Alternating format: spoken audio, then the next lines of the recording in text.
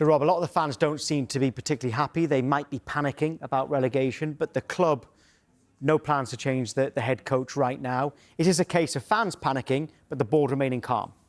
Yeah, I think both of those are the case.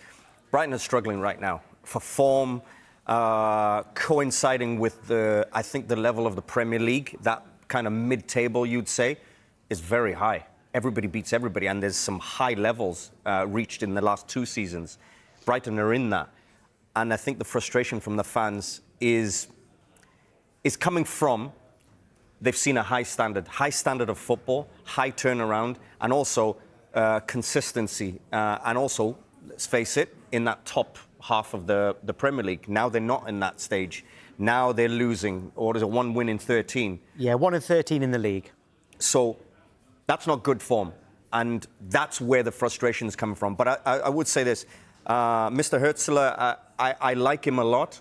And I think he's got a high ceiling of potential as a manager. I think Brighton would be worse off if they got rid of him.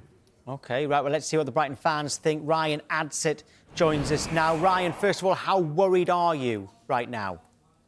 Oh, that's a big first question. I would say if we lose to Brentford and we go into that, the Forest game afterwards, who have also turned over their manager, then potentially you'd say worried about relegation. I wouldn't say that it's the biggest concern, but I would definitely say that relegation, the fact we're even having this conversation is crazy when you think about Brighton in the last couple of years. I'm told that you were nodding and agreeing with everything Rob said until he said that Fabian Hurzeler is still the right man.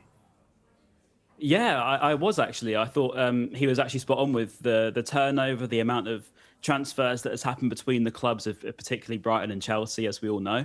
I think we've had a lot of not just players leave, but also staff that have been borderline detrimental, I think, to some of the negotiations and stuff like that over the last couple of years. I think you have noticed a drop-off in terms of the players that have been brought in from Brighton as well.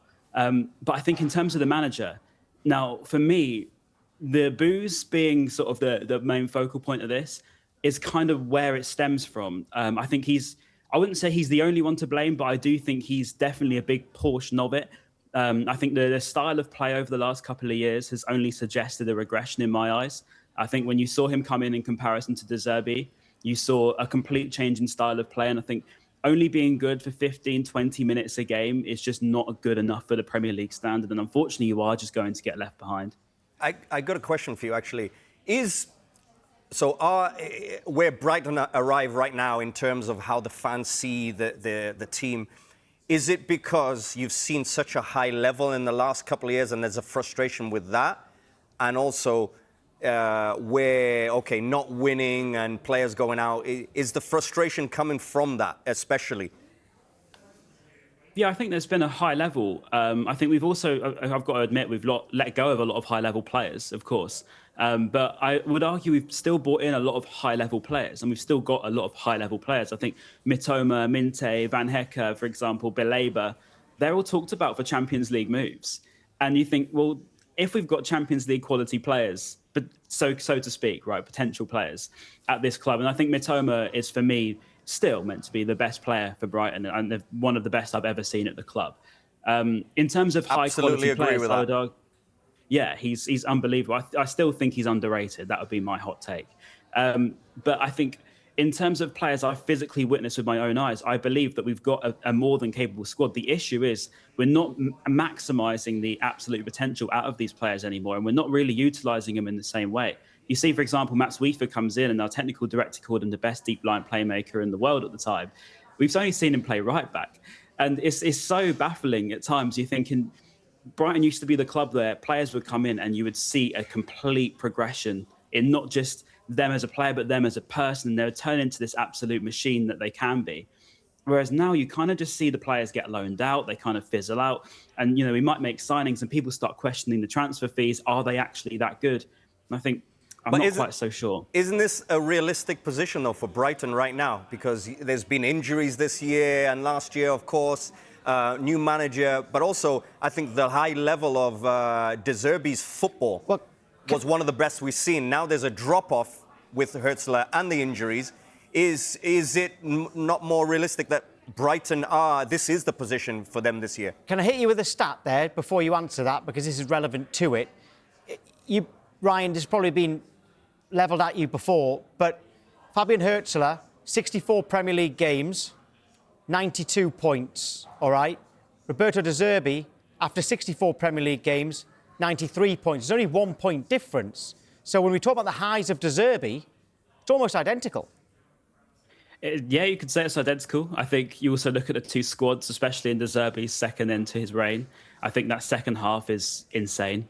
We were playing in European football 3 games a week with a worse and weakened squad in comparison to what it was when he got to Europe. We lost Caicedo and McAllister, didn't replace them.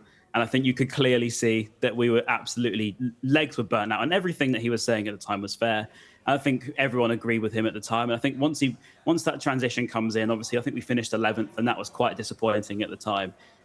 We've brought in a lot better players since then. We've spent, I think, £250 million in Fabian Hurzeler, and we've also signed some exceptional players. I've got to say it. We've signed some very good individual players.